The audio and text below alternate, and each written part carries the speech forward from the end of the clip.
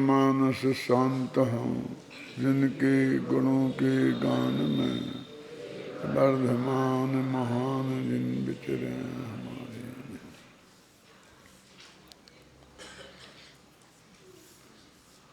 अप्रतिक्रमण और अप्रत्याख्यान के संदर्भ में पहले हम अपने चित्त को एकदम स्पष्ट कर लें तो अप्रतिक्रमण और अप्रत्याख्यान के दो भेद होने से, जो सुबह कहा था ना कि दो भेद होने से यह आत्मा आकारक कैसे सिद्ध हो जाएगा।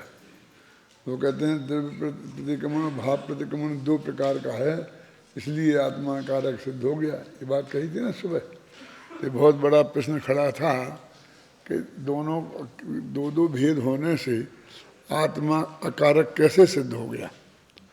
तो उस बात को अपन को समझने के लिए जयचंद जी छाबड़ा ने जो भावार्थ लिखा है उसको यदि अपन पढ़ेंगे तो बात बहुत कुछ स्पष्ट हो जाएगी। यह है आपकी छोटी किताब में दिया है अपन ने, है ना, मिल गया आपको। पहले तो ये बात अपन ध्यान में दें कि प्रतिक्रमण भूतकाल के दोषों संबंधी होता है और प्रत्याख्यान भविष्यकाल के दोषों संबंधी होता है, आलोचना वर्तमान के दोषों संबंधी होती है। लेकिन तीनों होते वर्तमान में है। जैसे वो तो भूतकाल की बात हो गई, ऐसा नहीं है, समझे ना। हमने जो अभी कहा कि भाई भूतकाल में जो जो अपराध मेरे से हुए हैं मैं उनके लिए क्षमा याचना करता हूँ, तो इसका नाम है ना प्रतिक्रमण। तो ये तो वर्तमान में हो रहा है ना, और भविष्य में जिन दोषों के होने की संभावना है मैं उनका प्रत्याख्यान करता हूँ, तो ये संकल्प भी वर्तमान में हुआ ना। मान पहले तो हम ये दिमाग में स्थिर करें कि ये तीनों चीजें वर्तमान में हो रही हैं। किसके संबंध में हो रही हैं ये बात अलग है। हमने 2 साल पुराने अपराध के लिए क्षमा मांगी है कि 20 साल पुराने अपराध के लिए क्षमा मांगी है, इससे क्या फर्क है। वो क्षमा मांगने का काम तो अभी हो रहा है ना,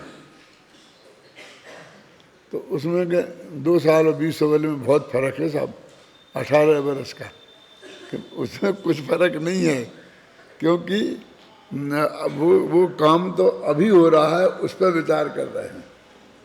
यदि हम आकारक सिद्ध होंगे तो भूतकाल के दोषों की क्षमा मांग लेने से हम भूतकाल में थोड़ी अकारक सिद्ध हो जाएंगे।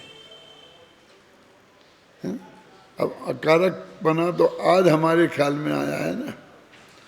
तो इनने भगवान आत्मा अकारक है और एक ऐसा भेद किया कि अकारक और साक्षात अकारक।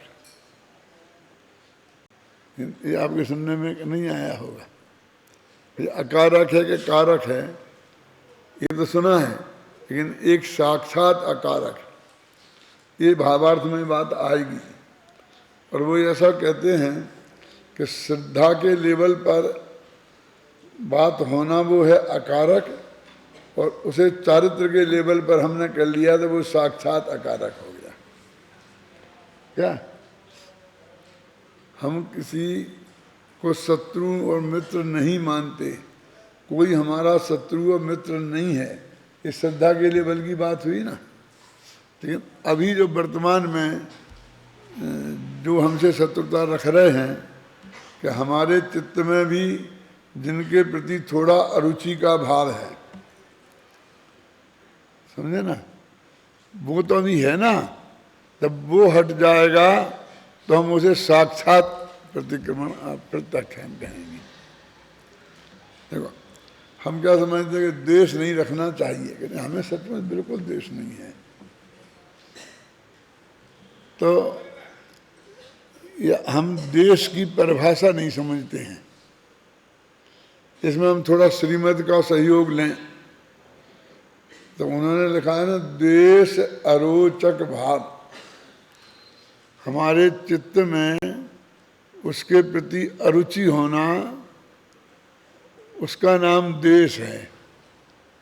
अब हम ये नहीं समझते हैं, क्योंकि श्रद्धा लेवल पे तो यही होगा ना, अरुचि। रुचि यदि श्रद्धा है तो अरुचि भी तो श्रद्धा का ही दोष होगा ना। हम उसे गालियां नहीं बक रहे, उसकी भलाई बुराई नहीं कर रहे, उसका भला बुरा नहीं कर रहे, उसे नुकसान नहीं पहुंचा रहे, पहुंचाने का भाव भी नहीं कर रहे, तो हम समझते हैं कि हमें द्वेष नहीं है। फिर भी हमारे उसके प्रति अरुचि है। वो हमसे बोलता है, दिखता है, तो हमको उसमें अरुचि हो जाती है। क्यों? ठीक है, बहुत बात हो गई, चलो आगे बढ़ो। अपन बोलते हैं कि नहीं बोलते हैं? तो ये जो है वो अंदर में द्वेष भाव है। वो द्वेष अरोचक भाव। हमने तो वही आत्मा के बारे में जैसी बात तो हमसे नहीं की। आप क्यों कहते हो कि आपको आत्मा की अरुचि है? कहते हैं जब भी आत्मा की चर्चा होती है और वो आधा घंटा तक लगातार चलती रहे तो आपको आलस आने लगता है, जमाई आने लगती है। तो यही तो अरुचि है, और क्या होने अरुचि, समझे ना? इसी का नाम देश है।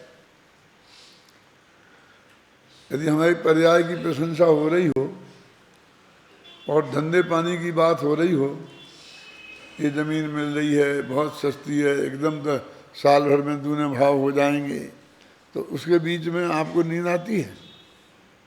क्यों?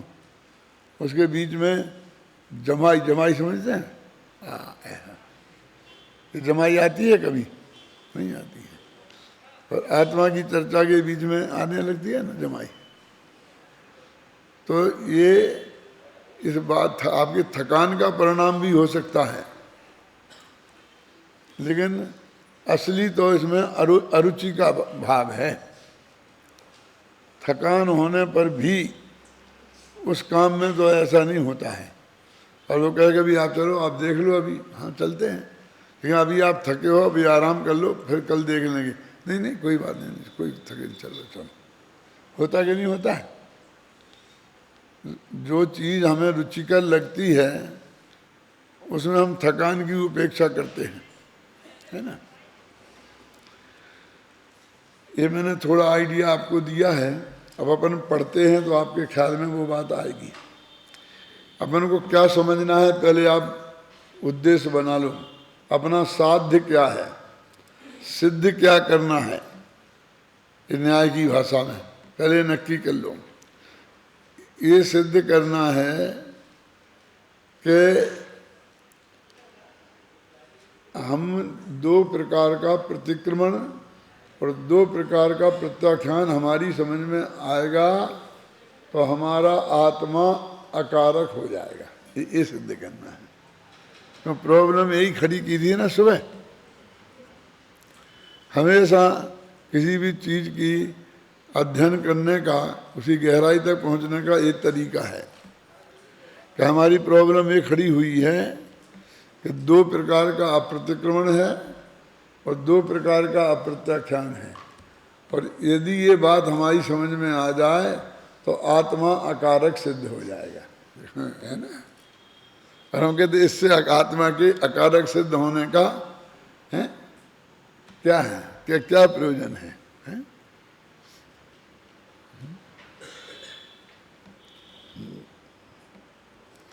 हम ऐसा प्रश्न करें कि यहाँ से एक फ्लाइट बम्बई के लिए चलती है और वे 1.5 घंटे में वहाँ पहुँच जाती है, तो बताओ कि मेरी उम्र क्या होगी? आप कहेंगे क्या, कैसी पागलपन की बात करते हो? उस फ्लाइट के यहाँ से वहाँ तक पहुँचने में 1.5 घंटा लगता है कि 2 घंटा लगते हैं, इससे आपकी उम्र का क्या संबंध है ना? ऐसा ही होता है क्या नहीं होता? फिर ऐसे प्रश्न है कि प्रतिक्रमण और अप्रतिक्रमण दो तरह का सिद्ध हो गया, तो आत्मा आकारक सिद्ध हो गया, कैसे सिद्ध हो गया? अब वो बात अपन, ये प्रश्न है, और प्रतिक्रमण अप्रतिक्रमण वर्तमान में होते हैं, प्रत्याख्यान अप्रत्याख्यान, ये दो बातें स्पष्ट हो गई। अब अपन पढ़ते हैं तो इसमें से वो बात निकलनी चाहिए। जयचंद जी छाबड़ा ने जितना संभव हो सकता है लिखने में वो सब कुछ लिख दिया है, इससे ज़्यादा कुछ लिखा नहीं जा सकता है, और इसीलिए मैंने उनको कोट कर दिया है। क्या धैर्य से पढ़ना, काफी लंबा है। अतीत काल में जिन परद्रव्यों को ग्रहण किया था उन्हें वर्तमान में अच्छा समझना, उनके संस्कार रहना, उनके प्रति ममत्व रहना, वह द्रव्य अप्रतिक्रमण है। और उन परद्रव्यों के निमित्त से जो रागादि भाव हुए थे उन्हें वर्तमान में अच्छा जानना, उनके संस्कार रहना, उनके प्रति ममत्व रहना, ये भाव अप्रतिक्रमण है। ये द्रव्य भाव अप्रतिक्रमण की उनने परिभाषा की है, जो अपन ने सुबह पढ़ी थी, और उसमें से कुछ थोड़े आगे बढ़े हैं ना। क्या अंतर आया है? एक तो वो उन्हें वर्तमान में सिद्ध किया, वो बातें हुई थी भूतकाल में हैं, और एक वर्तमान में कहते पहले हमसे 2 साल पहले किसी ने हमें गाली दी थी और हमने एक चांटा उसे जड़ दिया था। तो अभी 2 बातें हुई थी कि गाली का सुनना और चांटे का जड़ना एक बात है ना, और चांटे गाली को सुनकर क्रोध आना और चांटा जड़ने का भाव आना, ये दूसरी बात। एक हो गया द्रव्य, एक हो गया भाव, है ना। अब वो तो उस वक्त हुआ था। अब हम अभी विचार करें कि वो ठीक हुआ था कि नहीं होना चाहिए। अपन तो ईंट का जवाब पत्थर से देना जानते हैं, हम तुम जैसे नहीं हैं, हम कायर नहीं हैं। हमारे सामने कोई बोल के देखे और एक दफे जड़ दो ना, फिर हमेशा के लिए निबट जाते हैं, फिर किसी की हिम्मत नहीं पड़ती है। क्या एक दफे कोई पत्थर फेंके ना अपनी तरफ, तो भले ही वो बगल से निकल जाए, अपन को गोली नहीं लगे, तो भी अपन को गोली से उसे उड़ा देना चाहिए, एक आदमी को मार डालना चाहिए, बस एक ही को। फिर आपको किसी को मारना नहीं पड़ेगा। फिर किसी की हिम्मत, पत्थर मारना तो बहुत दूर। जब हमारा भाषण हो रहा होगा ना, तो इधर खुदाई छूटेगी ना, तो ऐसा हाथ करने का विकल्प नहीं आएगा, क्योंकि हमने हाथ किया और सामने वाले को लग गया कि ये पत्थर मार रहा है, तो वो हमें गोली मार देगा। वो हमारे हाथ में पत्थर नहीं होगा तो भी क्यों सब लोग ऐसे नीचे हाथ बांध के बैठेंगे। ऐसे सिद्धांत वाले लोग इस जगत में आपको मिलते हैं कि नहीं मिलते हैं? एक दफा कर देना चाहिए। तो ये जो वर्तमान में वो जो हुआ था पहले, वो मैंने बढ़िया किया था, ऐसे ही करना चाहिए। वही मन कड़ुए मुखन को चाहियत यही सजा है। सुना कभी? एक लाइन मैंने बोली, दूसरी बोल के बताओ।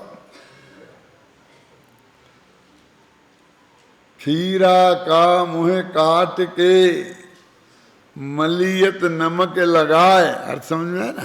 खीरा समझते हो? ककड़ी, और उसके हम मुंह काटते हैं और दोनों में नमक लगा के ऐसे ऐसे घिसते हैं ना, और फिर उसे और काट के जो फंसू कर आता है फिर काट के फेंक देते हैं, फिर कीड़ा खाना के खाते हैं। तो वो कहते हैं वो कड़वापन होता है उतने हिस्से में होता है, और बाकी आगे के हिस्से में भी होता है, तो नमक लगा के घिस देने से वो खिंच आता है, और वो फंसू कर आया ना, उसमें वो कड़वापन आ जाता है, और फिर अपन उसे निकाल के फेंक देते हैं, तो बाकी का खीरा कड़वा नहीं होता है ना। माने खीरा के कड़वापन को मिटाने की ये विधि थी जो हमारे बाप दादे नियम से करते आ रहे थे। अभी अपन लोग आलसी हो गए हैं, और अपन ने तो कभी काट के खाया ही नहीं, कटा कटाया मिलता है, तो पता नहीं कि आज भी होता है कि नहीं होता है। होता होगा, क्यों छाबड़ा जी, होता है, आपको तो होगा पता। अब मैं बोलता हूँ छंद। खीरा का मुँह काट के मलियत नमक लगाए, और रहीमन कड़वे मुखन को चाहियत यही सजाए। जिनका मुख कड़वा है उनको ऐसी ही सजा देनी चाहिए। माने जो मुंह से कड़वा बोले उनको थोड़ा सा मुंह काट के नमक से लगाना चाहिए, समझ में आएगा। अब ये अप्रतिक्रमण हुआ, इसमें अप्रतिक्रमण क्यों हुआ कि वो खीरा का मुँह जब काटा होगा तब काटा होगा, और किसी ने काटा होगा, जिसने काटा होगा उसने काटा होगा। क्यों? आज की बात नहीं, 10 साल पहले काटा होगा। लेकिन तुम तो आज भी ये मान रहा है ना कि खीरा मुख अकेले खीरा का नहीं, खीरा जैसे मुख जिनके हों उन सभी का मुख को काट कर उसमें नमक में झुरक करके और ऐसा करना चाहिए। पहले के राजा लोग किसी को फांसी चौराहे पर देते थे, आजकल तो अंदर में देने लग गए, और कोई देखे नहीं, क्योंकि सब लोग देख लें कि जिसने मेरा विरोध किया उसे ऐसा फांसी पे चढ़ना पड़ेगा, तो दूसरे आदमी की जबान नहीं खुले, है ना। तो ये क्या हो गया, द्रव्य और भाव दोनों अप्रतिक्रमण, समझ गया। वर्तमान में अभी ऐसा मान रहा है ना कि जो गाली दे उसको एक चांटा जड़ना चाहिए। तो एक की 3 सुनाता हूं मैं, थोड़ा ये दूसरे नंबर का है, वो चांटा नहीं जड़ता है, लेकिन एक की 3 सुनाता है। क्या अब कोई माँ बहन की गालियां बक रहा है, तो तीसरा कहता है, तो प्रेम से समझाता है, देखो भाई साहब ऐसा थोड़ी है कि गालियां देना मुझे नहीं आता है, ये कोई समय सार की गाथा थोड़ी है कि जिसका अर्थ मुझे समझने में दिक्कत होगी और कुछ सीखने पड़ेगी। कि गालियां मुझे बहुत अच्छी तरह से आती हैं और मैं भी दे सकता हूं, लेकिन मैं नहीं देता हूं, समझ लो। ये तीसरे नंबर का है। क्यों है? गालियां देने में के लिए कोई ट्रेनिंग नहीं लेनी पड़ती है, बहुत बड़ी कोई डिग्री हासिल नहीं करनी पड़ती है। तुमने जो बका है ऐसा मैं भी बक सकता हूं, है? और फिर इसके आगे बोलो वीरन, अरे भैया जिस कुएं का पानी तुम पीते हो उसी का हम पीते हैं, ये क्यों भूल जाते हो? इसका क्या अर्थ है? क्यों क्यों रमेश, ये कुएं के पानी से क्या लेना देना हो गया? क्यों? जिस मिट्टी में तुम पैदा हुए हो उसी मिट्टी में हम भी पैदा हुए हैं। मेरे कहने का मतलब कि तुम ज़्यादा माथा खराब मत करो, हम भी तो उसी मिट्टी में पैदा हुए हैं, उसी कुएं का पानी पीते हैं, और गालियां देना हमें भी बहुत अच्छी तरह आता है। मतलब ये है कि हम जैसे को तैसा भी जवाब दे सकते हैं, ये भी जवाब है कि नहीं? क्यों? ये तीसरे प्रकार का है। ये 3 प्रकार के अप्रतिक्रमण हो गए समझ में? अप्रतिक्रमण कि नहीं, जो हुआ था वो एकदम गलत हुआ था, ऐसा नहीं होना चाहिए था, इसका मुझे बहुत दुख है, ये हो गया प्रतिक्रमण। समझ गया? कब हुआ ये प्रतिक्रमण? भूतकाल में कि वर्तमान में? अरे वर्तमान में हुआ, भूतकाल के बारे में हुआ। तो प्रतिक्रमण वर्तमान में होता है, लेकिन भूतकाल के बारे में होता है। समझ गया? ये देखो, अतीत काल में जिन पद्रव्यों का ग्रहण किया था उन्हें वर्तमान में अच्छा समझना। आ गया समझ में? मैंने कितने उदाहरण देके समझा दिया। उनके संस्कार रहना, उनके प्रति ममत्व रखना, ये मेरा था, यह द्रव्य अप्रतिक्रमण है। वो गालियां वालियां जो दी थी ना, उन्हें अच्छा समझना, उनके संस्कार रहना, उनके प्रति ममत्व रखना, ये द्रव्य अप्रतिक्रमण है।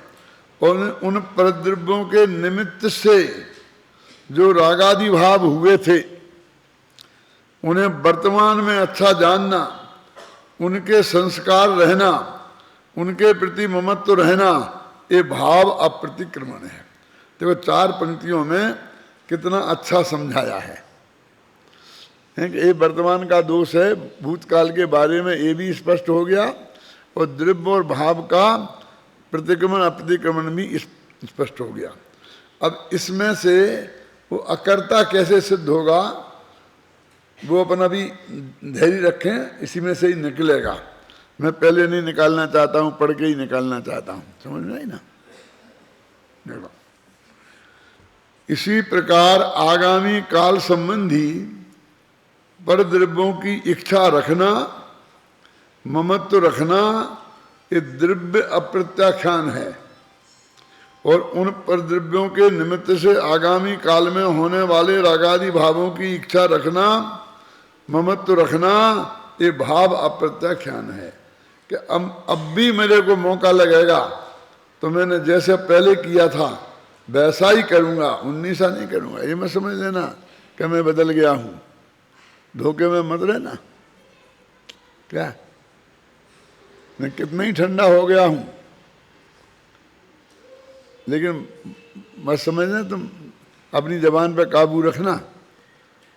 मेरे से ऐसी आशा मत रखना मैं संत नहीं हूं। क्यों? संत हो जाते तो बहुत बुरा हो जाता। कहना तो ये चाहिए था कि वो बात भूल जाओ, अब तुम चाहे जो कुछ कर सकते हो, मैं तुमको वैसा जवाब नहीं दूंगा। क्यों? ये हो जाता भाव प्रत्याख्यान है, क्योंकि अब मेरे में ऐसा भाव ही पैदा नहीं होगा। तो 4 लाइनों 3 लाइन में उन्होंने प्रतिक्रमण को समझाया था, 4 लाइनों में अप्रतिक्रमण, और उन्होंने अप्रत्याख्यान को समझा दिया 3 लाइनों में, क्योंकि वो सरल हो गया था ना ऊपर से। ये बस भूतकाल के संबंध में था, ये भविष्य काल के संबंध में है, लेकिन है वर्तमान में। इस प्रकार द्रव्य अप्रतिक्रमण और भाव अप्रतिक्रमण, और द्रव्य अप्रत्याख्यान और भाव अप्रत्याख्यान, ऐसा जो अप्रतिक्रमण और अप्रत्याख्यान का 2 प्रकार का उपदेश है, वह द्रव्य भाव के निमित्त नैमित्तिक भाव को बतलाता है। ये है, ये मर्म शुरू किया कि द्रव्य अप्रतिक्रमण से भाव अप्रतिक्रमण, और उससे माने एक दूसरे के निमित्त नैमित्तिक संबंध है। माने वो जो मैंने गाली दी थी, वो मेरे को ऐसा द्वेष आया था इसलिए दी थी, और गाली फिर द्वेष का कारण बन गई। द्रव्य से भाव और भाव से द्रव्य, माने उनका निमित्त नैमित्तिक संबंध उनका ही आपस में है। तो मेरा तो नहीं रहा ना, कि मेरा उसमें कुछ काम नहीं है। किसका? बबलू। तो आत्मा आकारक सिद्ध हो गया ना।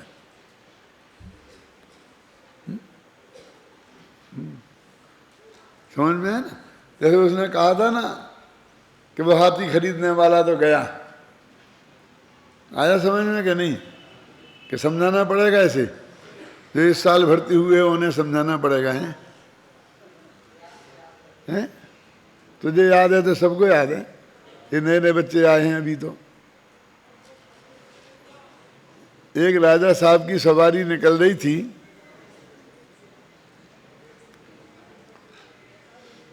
एक शराबी खड़ा था दूर, तो एकदम चिल्ला के बोला कि हाथी वाले, हाथी बेचेगा? क्या? फटाफट दौड़ के पुलिस वाले गए और उनने पकड़ लिया, जेल में बंद कर दिया। और सुबह दरबार में जब लगा ना दरबार, तब उसे पेश किया गया। राजा ने पूछा, हे भाई हाथी खरीदने वाले, हाथी खरीदोगे? बोले हुजूर मैं कौन होता हूं हाथी खरीदने वाला? हाथी खरीदने वाला तो गया। मैंने वो जो नशा था ना, वो तो उसने वे बात की थी आपसे, अब वो नशा ही गायब हो गया है? ये समझ में आएगा ना? देखो अब इनने सुना होता पहले तो हंसते क्यों इतने? चला गया। अरे अकेला नशा शराब का ही नहीं होता है, नशा अकेला शराब का ही नहीं होता है। आपके पास करोड़ों रुपया आप लोगों तिजोरी में नगद पड़े हैं, बैंक में पड़े हैं, क्यों? हमारे पास जमीन की बोली लग रही है तो आप बोलते हाँ 1,05,00,000, क्यों बोलते हैं ना? क्यों? धड़ा धड़। और फिर बोली आज कैंसिल हो गई, कल होगी आगे बोली। तो जो वहां पर बदमाश लोग थे ना, वो आए रात को और छाती पे बंदूक रख के बोले निकाल 1,05,00,000 निकाल। क्या? और वो छीन ले गए। और सुबह बोले बोलो सेठ जी बोलो। क्या बोले? वो बोलने वाला तो गया। समझ गए ना? वो जो बोल रहा था वो कौन बोल रहा था? वो तिजोरी में पड़े हुए नोट बोल रहे थे। अब दो बातें ध्यान में आ गई कि एक तो वे नोट नहीं रहे, और दूसरी बात ये कि इधर जो है मैं बोली बोलता हूँ तो जो लोग बैठे हैं बदमाश, उन्हें पता चल जाता है कि मेरे पास है नगद, क्योंकि उसमें कहते 25% तो तत्काल जमा कराने पड़ेंगे। क्यों? तो वे आके घर पे आ जाते हैं। तो एक तो अब है नहीं तो बोलेंगे क्या? वो होए तो यहाँ बोलना अच्छा नहीं है। क्यों? समझ में आया क्या? नहीं है? अब सेठिया लोग पहले बोरी बोलते थे ना ठाठ से, नाम भी होता था। ऐसा नहीं है कि उन्हें नाम नहीं चाहिए, बहुत त्यागी हो गए हैं। अब बंद कमरे में बोलियां होती हैं। क्यों दिलीप भाई? क्यों? क्या वहाँ इनकम टैक्स वाले बैठे रहते हैं, सेल टैक्स वाले बैठे रहते हैं, और डाकू बैठे रहते हैं, आतंकवादी बैठे रहते हैं। आप समझे ना? नहीं मुझे नहीं चाहिए, मुझे नहीं चाहिए, नाम नहीं चाहिए, नाम मतलब मेरा नाम कहीं मतलब, मुझे कोई बताना नहीं, घोषणा नहीं करना मेरी। हमको लगता है कि नहीं तो कहाँ में, तो ये तो सीधे चौथे काल से चले आ रहे हैं। अब समझ में आया ना? दिव्य प्रतिक्रमण भाव प्रतिक्रमण, उसकी श्रद्धा में से वो बात निकल गई। कौन सी? कि जो पहले एक ऐसी गलती हुई थी वो गलती थी। वो कहते हैं वो गलती जो थी ना, वो द्रव्य का भाव, भाव का द्रव्य में निमित्त नैमित्तिक संबंध था। तो गलती किसने की थी? उस राग ने गलती की थी, द्वेष ने। समझे ना आपने? राग द्वेष ने गलती किसने की थी? उस राग ने। और वो जो क्रिया हुई थी अथवा वो कर्म का उदय था, उसके निमित्त से वो राग ऐसा हुआ था। तो उसका कर्ता कर्म निमित्त नैमित्तिक भाव से उन दोनों में हो गया, और वे दोनों वर्तमान पर्याय हैं। तो इसलिए कहते निमित्त नैमित्तिक संबंध वर्तमान पर्याय का वर्तमान पर्याय में होता है। ये निमित्त निमित्त की किताब क्लास पढ़ाई होगी दादा ने? इस साल तो नहीं पढ़ाई, पहले पढ़ाई ना बहुत। वो तेरे आत्मा के साथ नहीं है उसका संबंध है। तो वो कारक निमित्त निमित्त के भाव से कौन हुआ? द्रव्य का भाव और भाव का द्रव्य। द्रव्य कर्म के उदय से भाव कर्म और भाव कर्म के उदय से द्रव्य कर्म, है ना? तो कहते हैं भगवान आत्मा फिर अकारक रह गया। अभी समझते हैं कि हमने किया, कि तूने कहाँ किया? वो तो वर्तमान का जो राग देश है उसने किया, और कर्म का उदय है उसने किया। आप समझ गए ना? तो वो आत्मा अकारक कैसे असिद्ध हो गया? वो खड़ा रह गया ना। तो एक कैसे हुआ छाबड़ा जी? एक कमाल हुआ कैसे? एक कमाल ऐसे हुआ कि हमने वो जड़ की क्रिया जो द्रव्य कर्म और जो भाव कर्म माने राग की क्रिया माने आश्रव तत्व और अजीब तत्व, उनसे भिन्न अपने आत्मा को जाना, इससे एक कमाल हुआ। आत्मा कारक सिद्ध हुआ कि नहीं हुआ? क्योंकि वो कारक कर्ता का संबंध है। तो द्रव्य से भाव का और भाव से द्रव्य का रहा। क्रोध कर्म के उदय से गुस्सा आया और गुस्सा से आया क्रोध कर्म बना। वो उनका जो कुछ भी हुआ वो उस कर्म का कर्म में चला गया। अब हम कहते हैं, हम तुमसे कहेंगे कि ऐसी गलती अब भविष्य में कभी नहीं करूंगा, उसका दो अर्थ है ना, कि ऐसा राग द्वेष भी भविष्य में नहीं करूंगा और ऐसी क्रिया भी मेरे से नहीं होगी। वो तो राग द्वेष से होती थी ना, कि क्रिया तो परद्रव्य की क्रिया है, तो परद्रव्य की क्रिया में क्या करने वाला हूँ? जब मैं कर नहीं सकता तो मैं रोक भी नहीं सकता। क्यों? ऐसा नहीं होता बेटा। ये चांटा जो हुआ है ना, वो चांटा मारने का भाव अंदर हुआ है और वो उसका नैमित्तिक है। उसका निमित्त है जो चांटा पड़ा ना, वो भाव का, समझिए ना? तो उसके साथ निमित्त निमित्तिक संबंध है। अब मैंने उस चांटे वाले हाथ से तो संबंध तोड़ा ही, उस मारने के भाव रूपी राग से भी मैंने संबंध तोड़ा। अब ये मेरा नहीं है। क्यों? जैसे सड़क पर किसी की लैट्रिन पड़ी है ना? कहते हो किसने गंदगी करी है? कैसा? मैंने नहीं की, कि मैंने एक बच्चे को यहां करते हुए देखा है। क्यों? कि बच्चा साहब मेरा नहीं है। क्या करते कि नहीं करते? कि नहीं वो तुम्हारे छात्रावास का है।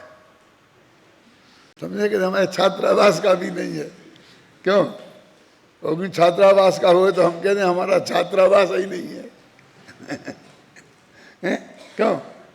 माने कहीं से हमारा कनेक्शन उससे टूटना चाहिए ना, तब तो हम उसके आकारक सिद्ध होंगे ना। तो अपन तो चिल्लाते आए हैं। क्या चिल्लाते आए हैं? आत्मा और राग में जब तक ये जीव भेद को नहीं जानता है तब तक अज्ञानी रहता है ना? जावण वेदि विशेषम तरंतु आदासवान दोन्नम्पि अन्नानि तावदिशो को आदि से बट्ठ दे जीवो, है ना? ये जो तुमको याद है ना, कुछ थोड़ी बहुत अन्ना जी की भी कृपा है और थोड़ी बहुत मेरी भी है। क्योंकि मैं ये पाठ कराता हूँ ना शुरू में। अब तुमसे 15 दिन तक लगातार पाठ कर रहा है, पहली गाथा से चलता है ना। सुबह 10 मिनट पहली गाथा से करते हो, कितने मिनट तक? तो 24वीं गाथा तक है। ये मेरा नहीं है, मैं इसका नहीं हूँ, ये मेरा नहीं था, मैं इसका नहीं था, वहाँ तक करते हो ना। मेरे ख्याल से वो 24वीं गाथा तक है। अब इतने दिनों तक जो 24 गाथाओं पर प्रवचन आएंगे, इतने दिनों तक लगातार बोलोगे और आ जाओगे तो याद हो ही जाएगा ना। और भले याद किया होगा तुमने, तो ये बोलोगे तो याद रहेगा, समझे ना? नहीं बोलोगे तो याद नहीं रहेगा, भूल जाओगे। तो द्रव्य प्रतिक्रमण का भाव प्रतिक्रमण, भाव प्रतिक्रमण का द्रव्य प्रतिक्रमण, निमित्त नैमित्तिक संबंध है। तो हमने दो भेद कर दिए ना द्रव्य प्रत्याख्यान के, तो उनका परस्पर में वो निमित्त नैमित्तिक संबंध हो गया। तो निमित्त नैमित्तिक भाव से कर्ता कर्म संबंध हो गया। तो जो फिर भगवान आत्मा है वो अकारक सिद्ध हो गया। अब अकारक सिद्ध कैसे होता है वो ख्याल में आया। यानी इसको जयचंद जी छाबड़ा ने कितनी सुंदर भाषा दी। आप कहेंगे आप भाषा ही पे नहीं दे रहे हो। अरे हमको बनानी पड़ती है ना वो, तो उसमें कितना पसीना छूटता है वो हमें पता है ना। तो किसी ने बनाई होगी तो उसने भी कितना उसमें सोच समझ के बनाई होगी ना, वो हमारी समझ में आता है ना। ठीक है। विद्वज्जन विजानाति विद्वज्जन परिश्रमम बंध्या किम विजानाति महती प्रसव वेदना। आ गया अर्थ समझ में। एक विद्वान के परिश्रम को एक विद्वान ही जान सकता है। क्यों?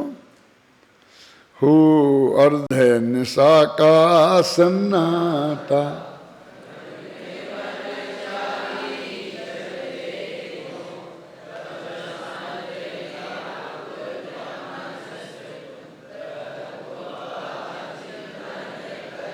एक वो और है ना, अथवा निष्कंटक शिव मग में विषकंटक बोता हो है ना। हो अर्ध निशा का सन्नाटा वन में वनचारी चरते हो। क्या अर्थ है इसका समझे ना। हाँ, जब जग विषयों में रच पच कर निद्रा में सोता हो। इस सब का चित्रण है। रात के 10 बजे से लेकर सुबह 5 बजे तक का चित्रण है। क्या कि सारा जब जग विषयों में रच पच कर गाफिल निद्रा में सोता हो। ये क्या अर्थ है इसका? दिलीप भाई कभी सोचा? सोचने की क्या जरूरत है, पढ़ने से ही धर्म हो जाता है। कि सारी दुनिया जब विषयों में पहले रची, कहते हैं ये क्लब होते हैं, उसमें जाकर खूब नहाते हैं, शराब पीते हैं, नाचते हैं, है ना। और कितनी रची कि पच गई, थक के चकनाचूर हो गई। समझे ना। जब जगे विषयों में रच पच, इसमें बहुत दम है। पहले तो रचा खूब, फिर इतना रचा कि थक के चकनाचूर हो गया, पसीना पसीना हो गया। तो फिर शराब भी पी ली थी, थक भी गया था, तो बिल्कुल बेहोश जाकर के पड़ गया, गाफिल हो गया और सो गया। जब जग विषयों में रच पच कर गाफिल निद्रा में सोता हो। अब समझ लो, ये सब वो बम्बई में डांस बार चलते हैं, जिनके बारे में अपन सुनते रहते हैं कभी कभी। कोई महाभाग्यशाली होगा जिसने देखे भी होंगे, हैं? क्यों? और उसमें कैसे रच, अब कोई किसी तरीके से अखिल 5 इंद्रिय के विषयों में ही तो रचते पचते हैं ना। माने कितने रचे 5 इंद्रियों के विषयों में कि थक्के चकनाचूर हो गए उस सीमा तक। जब जग विषयों में रच पच कर गाफिल निद्रा में सोता हो, अथवा शिव के निष्कंटक मग में विषकंटक बोता हो। कि नहीं आया हो तो प्लानिंग कर रहा हो, वो कल डाका कैसे डालना, इनकम टैक्स की चोरी कैसे करना, सेल टैक्स बचाना कैसे। ये मोक्ष का मार्ग तो बिल्कुल निष्कंटक है, कोई कांटे माटे उसमें है ही नहीं। लेकिन वो जो जग रहे हैं ना, जो आधे तो सो गए, और जो जग रहे वे भी कोई आत्मा का विचार नहीं कर रहे। वे ऐसी ऐसी प्लानिंग कर रहे, ऐसी योजना बना रहे, उसको मजा कैसे चखाना, उसको कैसे करना। क्यों? वो कौन है सब? अथवा वह शिव के निष्कंटक मग।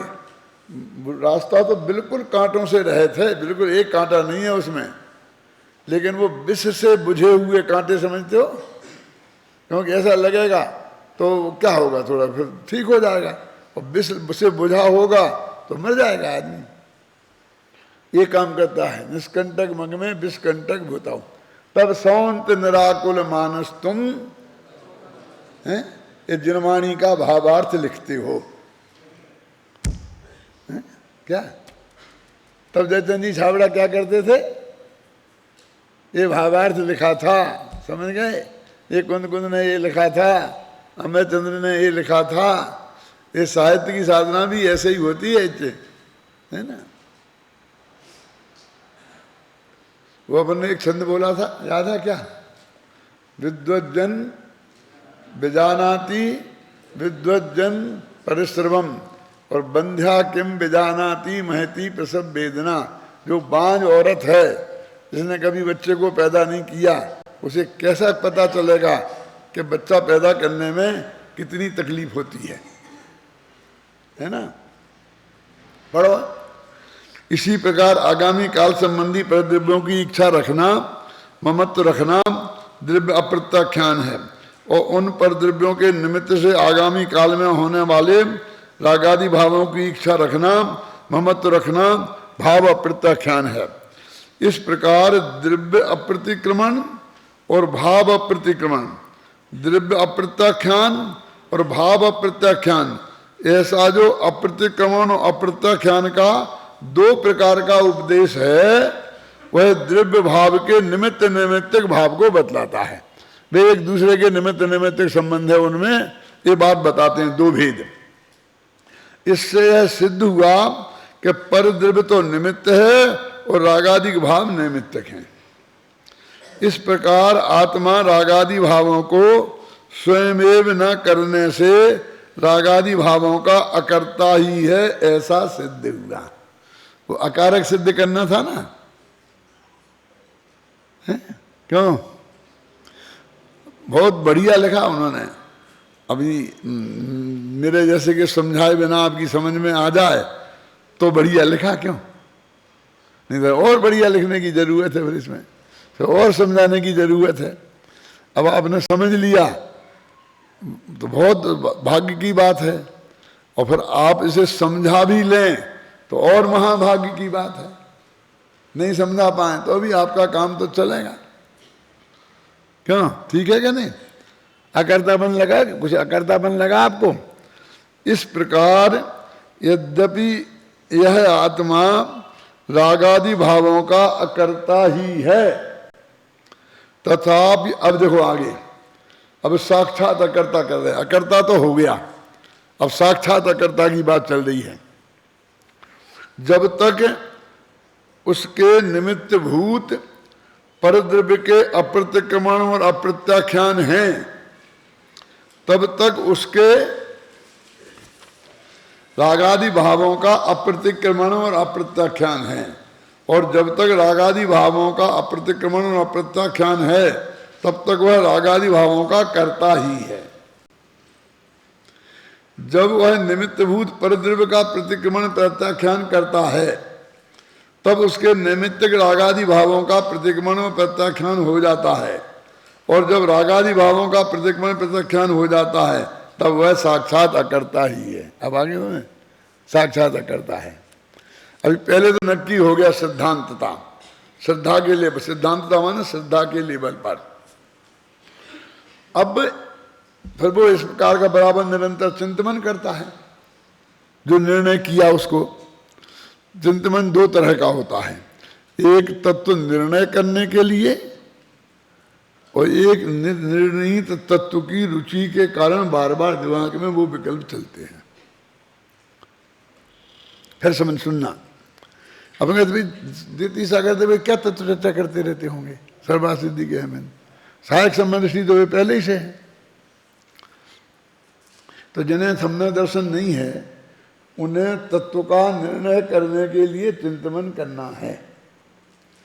और जब उस तत्व का निर्णय हो जाता है तो वो इसे इतना अच्छा लगता है कि फिर उसके बिना प्रयत्न के ही तत्व चिंतन चलने लगता है। समझ में आए ना? बस वही जब अंदर चिंतन के चलेगा तो वाणी में भी वही आएगा। दिन रात आत्मा का चिंतन और मृदु संभाषण में वही कथन। और निर्वस्त्र दिगंबर काया से भी प्रकट हो रहा अंतर में। जो दिमाग में जिसके चलता रहता है ना, वो अपनी वही बात बोलने में करता है। तो इस तरह से वो साक्षात वो हो जाएगा अकर्ता। तो ये साक्षात अकर्ता की बात है। देखो क्यों अपना तो वो रागादि भावों से संबंध था, तो वो अभी जैसे भी वही उदाहरण पकड़े ना अपने पास, कि अपने पास 5 करोड़ रुपया है, तो ये 5 करोड़ रुपया है, तो इन्हें क्या करना है, इनका क्या करना है, कहाँ इन्वेस्ट करना, इससे 5 के 10 हो जाएं, और कहीं जहाँ लगा दें वैसा ना कि 5 करोड़ ही गायब हो जाए। चलता है ना इसमें। हम कहते भैया हमारे पास एक दफे 5 करोड़ हो जाए ना, क्यों चाचा जी, तो फिर हम निश्चिंत हैं, फिर हम तुम्हारा आत्मा फात्मा दादा तुम्हारे संगे हो जाएंगे हम। फिर बेटा ये सोचोगे कि क्या करें, इसे कहाँ इन्वेस्ट करूं, शेयर ले लूं कि इसमें लगा दूं, कि वो क्या क्या होता है, बैंक में जमा करा देते हैं, वो नहीं तो क्या करते हैं, वो क्या कर लेते हैं, एफडी में एफडी तो होती ही हैं, वो कोई वो और चीज़ें आई हैं वो खरीद बाजार से वो खरीद लेते हैं,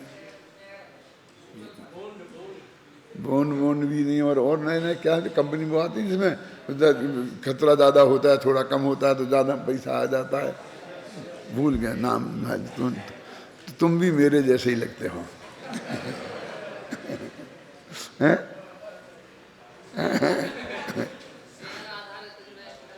हाँ वो क्या बोलते हैं, वो क्या कर लेते हैं, जो भी समझ लो।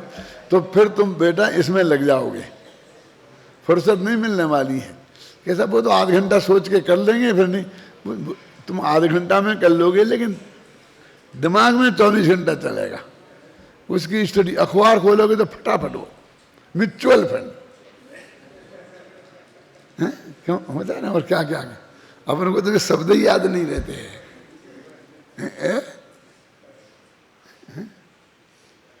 क्या होता है, फिर उसमें लग जाओगे इस धुन में।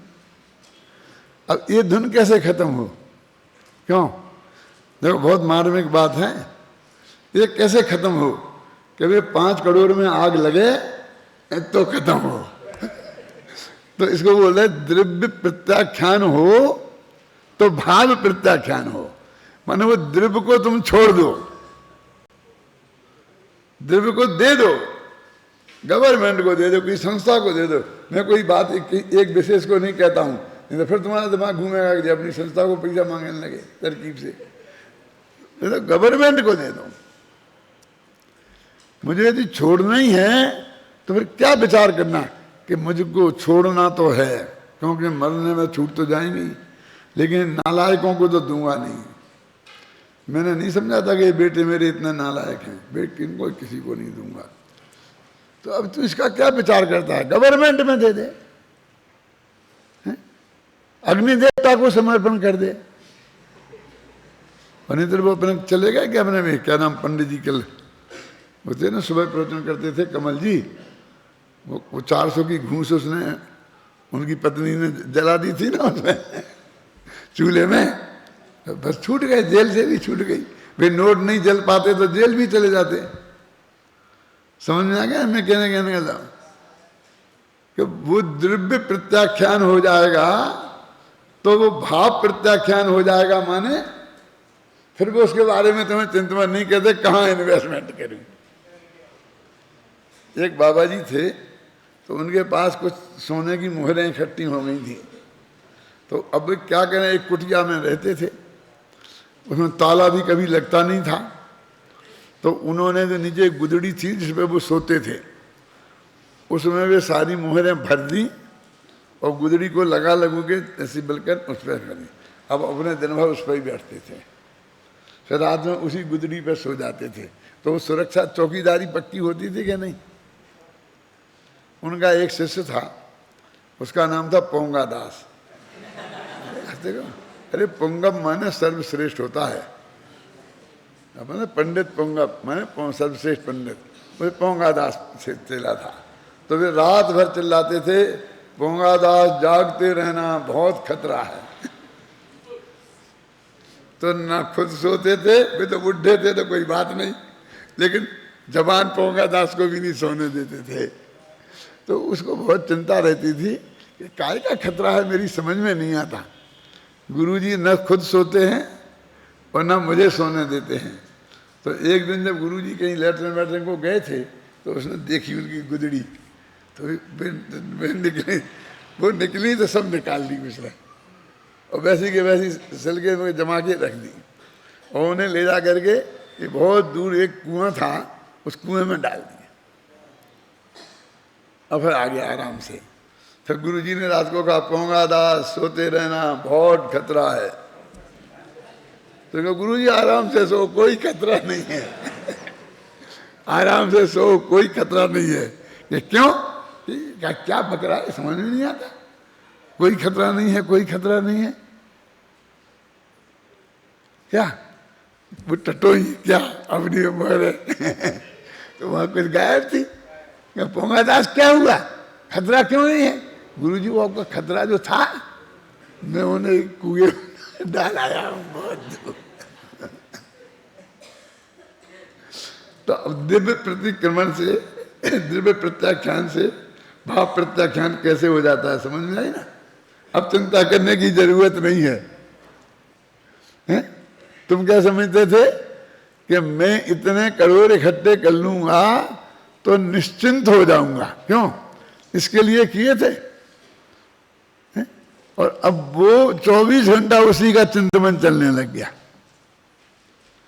कि कहीं चले ना जाए, अधिक से अधिक जल्दी से जल्दी दूने हों, और दूने करने के लोभ में ऐसी जगह नहीं फंस जाऊं कि मूल में ही गायब हो जाए। वे शेयर जो हैं वो कागज के टुकड़े रह जाएं। तो पर द्रव्य पे तुम अपना कब्जा समझेगा, कर्ता बनेगा, तो भाव अप्रतिक्रमण खड़ा, भाव अप्रत्याख्यान खड़ा होगा। तो द्रव्य भाव का समझ में ना, देखो पढ़ो, वो निमित्त नैमित्तिक संबंध है उसका। इसमें अपन ने कहा है, उसमें लिखा था कि वो तुम द्रव्य अप्रतिक्रमण छोड़ देगा, द्रव्य मैंने वो कर देगा, द्रव्य का रखना, तो भाव अप्रतिक्रमण हो जाएगा। कहाँ था, पेज निकल गया, नहीं ऊपर ये है, रागादि भावों का अप्रतिक्रमण और अप्रत्याख्यान। जब तक रागादि भावों का अप्रतिक्रमण और अप्रत्याख्यान है तब तक वह रागादि भावों का करता ही है। जब वह निमित्त भूत परद्रव्य का, ये इसका उदाहरण दे रहा हूं मैं, निमित्त भूत परद्रव्य का प्रतिक्रमण प्रत्याख्यान करता है, उसने भी रुपया छोड़ दिए, वो संपत्ति छोड़ दी, मेरे पास कुछ नहीं, समझ गया ना? तब उसके नैमित्तिक रागादि भावों का भी प्रतिक्रमण में प्रत्याख्यान हो जाता है। ये क्या समझता, तुम्हें जोड़ लूंगा तो मेरी चिंता खत्म हो जाएगी, कि जोड़ने से चिंता नहीं होगी खत्म, त्यागने से चिंता होगी खत्म। समझ में आया ना?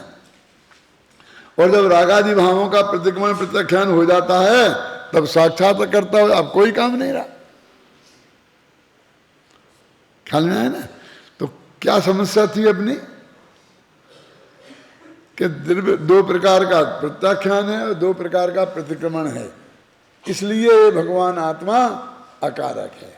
तो अब उससे दो प्रकार के प्रतिक्रमण एक ही प्रकार का होता तो फिर वो आपस में उनका कर्ता कर्म नहीं होता, तो मैं कर्ता बनता, तो मैं कर्ता बनता तो मेरे माथे पे कर्तृत्व का भार आ जाता।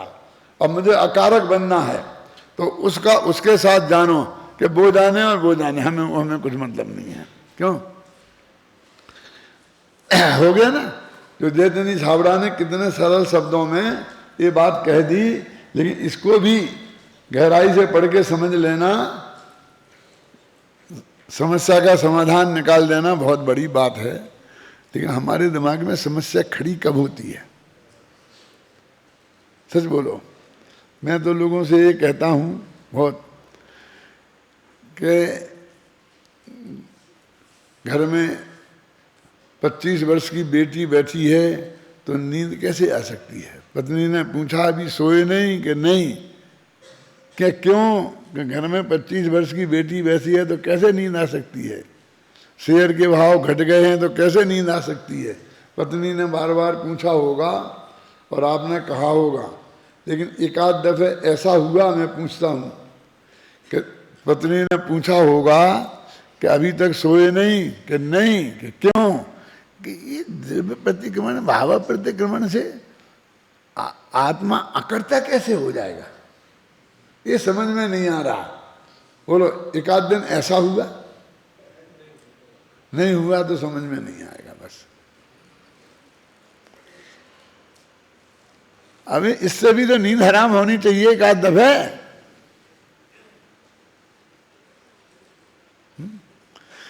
इससे ये सिद्ध होता है कि तू कहां ज्यादा रचा पचा है, समझ गए ना? तू सवाल उसका नहीं है, वो तू कहां कितनी गहराई से रचा पचा है, समस्या इस बात की है। इसलिए यहां पर एक कह रहे भाई कि दिव्य प्रतिक्रमण भाव अपने से कैसे हो जाएगा, हमारे को ये विकल्प तो होना चाहिए। फिर कहते समझ में नहीं आया, समझ में नहीं आएगा, कैसे समझ में? देखो कोई समझा देगा तो समझ में आएगा, ये मिल जाएगा तो समझ में आएगा, ये सब बातें ठीक हैं। शास्त्र भी निमित्त हैं और गुरु भी निमित्त हैं, पढ़ने से भी आ जाएगा और सुनने से भी आ जाएगा। लेकिन ये किसको आएगा कि जिसकी समझ में नहीं आया, इसकी वजह से नींद हराम होगी, तो उसको गुरु के समझाने से भी आएगा, शास्त्र पढ़ने से भी समझ में आ जाएगा, और गुरु और शास्त्र का निमित्त नहीं मिलेगा तो भी आ जाएगा। क्योंकि मार्ग रुकता नहीं है। क्योंकि एक दफे यदि शास्त्र भी गायब हो गए और गुरु भी गायब हो गए तो क्या हम अनंत काल तक संसार में ही रहेंगे? सब काम परद्रव्य से ही होगा। क्यों? हम अनुभव की खोज जब कर पाएंगे जब अमेरिका बताएगा, और सबने नहीं बताया तो वैसा लिटरेचर मिल जाएगा। नहीं, अमेरिका वालों ने कैसे की, हम वैसे भी कर लेंगे, है ना? होता है ना कि वो रिसर्च हम अपने तरी बुद्धि से भी कर लेंगे। और इसी क्या रहते हैं, वो खोजते हैं कोई सुनने वाला हो तो बता दूं उसे, वहां तो छिपाते हैं। फिर भी वो खोज खत्म नहीं हुई ना, खोज अंदर से जगनी चाहिए। ख्याल में आई ना? खोज अंदर से जगना चाहिए तो वो काम होता है। आवश्यकता आविष्कार की जननी है। आपको उस बात की आवश्यकता तो महसूस हो। अब इन गाथाओं का भाव आत्मख्याति में इस प्रकार स्पष्ट किया गया है। आप कहेंगे कि आत्मख्याति की बात अब आप कर रहे हैं और पहले जयचंद जी छाबड़ा को नंबर आपने दे दिया, और फिर आत्मख्याति, फिर जयसेन की तात्पर्य वृत्ति, और फिर स्वामी जी का हाय राम को धुने को बुने इतना पढ़ना पड़ेगा। अरे भाई, जयचंद जी छाबड़ा के इस भाव को पढ़े बिना आत्मख्याति का भाव खुलता नहीं। अब आत्मख्याति जो पढ़ेंगे तो उसका भाव खुलता हुआ चला जाएगा। इसके लिए जानबूझकर जयचंद जी छाबड़ा के भावार्थ को पहले दिया है। माने ऐसा ही नहीं कि भूल गए, वो क्रम भूल गए कि पहले किसका देना चाहिए, हैं? समझ गया ना? मेरे ख्याल समय हो गया। कितने से कितने बजे था भैया? कुछ है तो मैं पता हो गया ना? चलो खत्म।